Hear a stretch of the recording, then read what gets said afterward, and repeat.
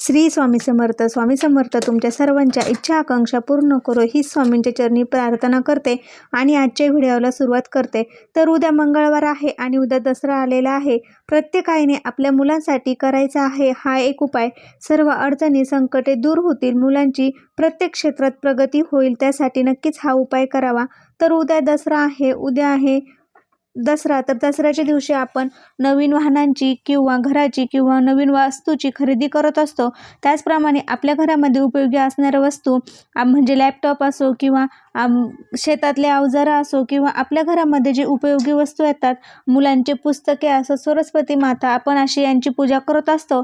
तर आपल्याला उद्या संध्याकाळी प्रदोषकाळी आपण ज्यावेळेस दसऱ्याच्या पूजेची म्हणजे सरस्वती मातेची पूजा करणार आहोत, त्यावेळेस आपल्याला हा एक उपाय करायचा आहे. हा उपाय आपल्याला आपल्या मुलांच्या प्रगतीसाठी, त्यांना प्रत्येक क्षेत्रामध्ये यश मिळावे यासाठी आपण हा उपाय करायचा आहे. आपल्या मुलं हुशार असून अभ्यासात प्रगती होत नसेल, करिअरमध्ये अनेक अडचणी येत असतील किंवा अनेक प्रॉब्लेमला त्यांना सामोरे जावे लागत असेल, त्यावेळेस त्यातून सुटका व्हावी यासाठी आपल्याला हा उपाय करायचा आहे. तर तो उपाय कसा करायचा आहे, कधी करायचा आहे हे मी तुम्हाला सांगणार आहे. त्यासाठी व्हिडिओ अजिबात स्किप न करता शेवटपर्यंत नक्की बघा. तर उद्या दसरा आहे. दसऱ्याच्या दिवशी म्हणजे रावणाने रावणाचा वध केला होता, तसेच महादेवीने राक्षसाचा देखील वध केला होता.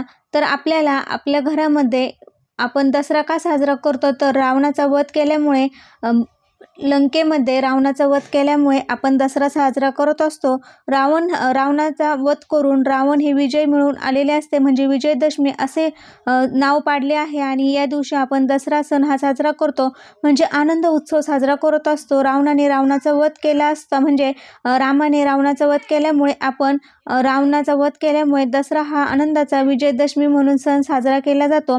तर आपल्या मुलांना त्यांच्या म्हणजे जे काही प्रॉब्लेम असतील किंवा जे काही शत्रुत बाधा असतील किंवा त्यांना खूप प्रगती होत नसेल, मुलांच्या प्रत्येक क्षेत्रात त्यांना अडचणी येत असतील, अशा अनेक अडचणींना सामोरे जावे लागत असेल, तर प्रत्येक आईने मुलांसाठी हा एक उपाय करायचा आहे. तर हा उपाय कसा करायचा आहे, हा उपाय केल्याने मुलांच्या आयुष्यातील प्रत्येक संकटे दूर होतील.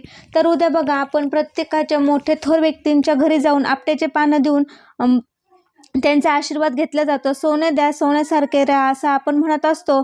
तर आपल्याला आपल्या मुलांच्या प्रगतीसाठी सुद्धा देखील आपल्याला हा एक उपाय करायचा आहे. म्हणजे त्यांच्या करिअरमध्ये, आयुष्यामध्ये प्रत्येक क्षेत्रात त्यांना अडचणी येत असतील तर त्या दूर व्हाव्यात यासाठी हा उपाय करायचा आहे.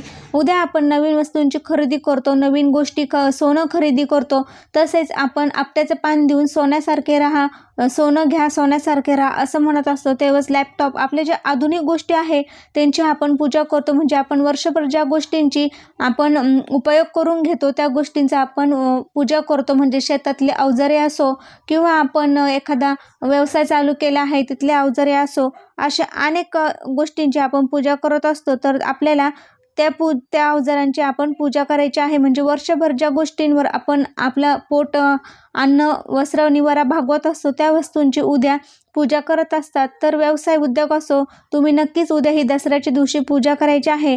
तर उद्या संध्याकाळी आपल्याला हा उपाय करायचा आहे. तर हा उपाय कसा करायचा आहे, तर आपल्याला कोणताही एक दिवा घ्यायचा आहे. कणकेचा असो, मातीचा असो, कुठल्याही धातूचा हा दिवा घ्यायचा आहे. तो दिवा घेतल्यानंतर त्यामध्ये आपल्याला डबल वाट टाकायची आहे. आणि डबल वाट टाकल्यानंतर आपल्याला त्यामध्ये तुपाचा वापर न करता तेलाचा वापर करायचा आहे. आणि तेलाचा वापर आपल्याला का करायचा आहे, की आपण ज्यावेळेस पुरुषांचं औक्षण करत असो त्यावेळेस तुपाचा वापर करायचा नाही. आपण ज्यावेळेस देवांसाठी, आपल्या लक्ष्मीसाठी हा उपाय करत असेल तर त्यावेळेसच आपल्याला तुपाचा वापर करायचा आहे. तर आपल्याला डबल वाट टाकून त्यामध्ये आपल्याला तेल टाकायचं आहे. जे तुम्ही देव्हाऱ्यामध्ये देवाला दिवा लावायला तेल वापरतात ते तेल टाकायचं आहे. आणि त्यानंतर आपण जे दसऱ्याच्या पूजेसाठी ताट केलेलं आहे त्यामध्ये हा दिवा ठेवायचा आहे. आणि थोडेसे आपल्याला त्यामध्ये धने टाकायचे आहे. आणि बघा, आपण उद्या धनाची पूजा करणार आहोत. म्हणजे आपलं जे धन आहे, आपण 9 दिवस घट बसवून त्यामध्ये जे धन पेरलेलं आहे, ते धन उगवलेलं आहे ते सुद्धा घ्यायचं आहे. आणि आपल्याला त्या दिव्यामध्ये थोडे धने टाकायचे आहे. तर असा हा एक दिवा प्रज्वलित करायचा आहे. आणि प्रज्वलित केल्यानंतर त्या दिव्याची आपण पूजा करायची आहे. हळदी कुंकू व्हायचं आहे, मनोभावे नमस्कार करायचा आहे. आपल्या मुलांच्या ज्या अडचणी आहे, संकट संकट आहे, अडचणी आहे ते दूर व्हावे अशी प्रार्थना करायची आहे. मुलांना प्रत्येक क्षेत्रात यश यावे असं म्हणायचं आहे. आणि उद्या संध्याकाळी आपण ज्यावेळेस दसऱ्याची म्हणजे ज्या आपल्या सर्व वस्तूंची पूजा करणार आहोत, सरस्वती मातेची पूजा करणार आहोत, याची पूजा झाल्यानंतर तो दिवा घेऊन आपण आपल्या मुलांचं औक्षण करायचं आहे.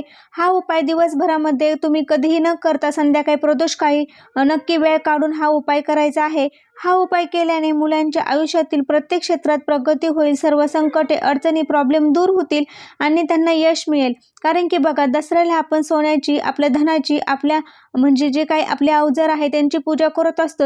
मुलं देखील आपले धन आहे, आपले संपत्ती आहे, त्यासाठी आपण त्यांची पूजा करायची आहे. त्यांच्या प्रत्येक क्षेत्रात त्यांना अडचणी येत असतील, संकटे येत असतील, ते दूर व्हावेत म्हणून प्रदोषकाळी आपल्याला संध्याकाळी हा एक मुलांसाठी उपाय करायचा आहे. तर आपल्याला त्याच दिव्याने मुलांचं औक्षण करायचं आहे, त्यांना ओवाळायचं आहे. त्यांची सर्व इडापिडा, अडचणी, संकटे दूर व्हावे अशी आपण प्रार्थना करायची आहे आणि त्यांचं औक्षण करून त्यांना गोड खायला काहीतरी द्यायचं आहे. नक्कीच तुम्ही तुमच्या मुलांसाठी उद्या हा उपाय करा. श्री स्वामी समर्थ. कसा वाटला व्हिडिओ ते कमेंटद्वारे नक्की सांगा. धन्यवाद. दसऱ्याच्या तुम्हा सर्वांना खूप खूप हार्दिक शुभेच्छा.